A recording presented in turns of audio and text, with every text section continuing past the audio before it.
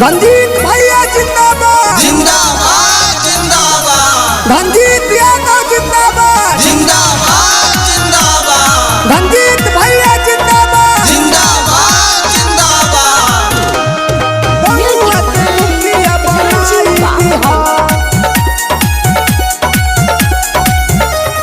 गौआ के मुखिया बनाई दिहा, गौआ के मुखिया बनाई दिहा, गौआ के प्रधान बनाई दिहा, धनजीत यादव के जिताई दिहा, एनाहू के अपिया जमाई लिहा, गौआ के मुखिया बनाई दिहा, धनजीत यादव के जिताई दिहा, गौआ के मुखिया बनाई दिहा। धनजीत भैया जिंदाबाद जिंदाबाद जिंदाबाद। ए चाचा अगर अब की बार धनजीत भैया के विजयी बना देनी जा तो पूरी ग्राम सभा के विकास होखी, गली गली सगरो विकास होई हो, लेटरिंग कॉलोनी सब पास होई हो।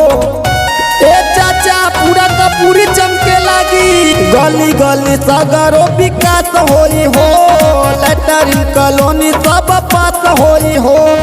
कोई कौनो गलती तो बताई दिहा, राउरे बेटा भतीजा बाड़े, कोई कौनो गलती तो बताई दिहा, धनजीत यादव के जिताई दिहा, गौआ के प्रधान बनाई दिहा, धनजीत भैया के जिताई दिहा, धनजीत यादव के जिताई दिहा, गौआ के मुखिया बनाई दिहा।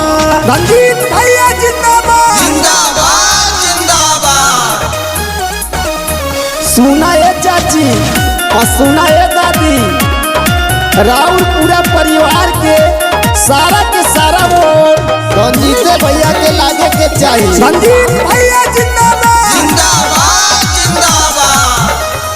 चाचा चाची सब लोग सपोर्ट करी हा, बेटावा के अपना दिल से वोट करी हा, राउरे बेटा बाड़े, चाचा चाची सब लोग सपोर्ट करी हा, बेटावा के अपना दिल से वोट करी हा, मेरा सतीश मोहर लगाई दिहा, बुलाए के नहीं के ए चाचा, मेरा सतीश मोहर दबाई दिहा, धनजीत भैया के जिताई दिहा, गौआ के प्रधान बनाई दिहा, धनजीत यादव के जिताई दिहा, धनजीत भैया के जिताई दिहा, धनजीत यादव के जिताई दिहा, गौआ के मुखिया बनाई दिहा, धनजीत यादव जिताई दिहा, एनाहू के अपिया जमाई लिहा।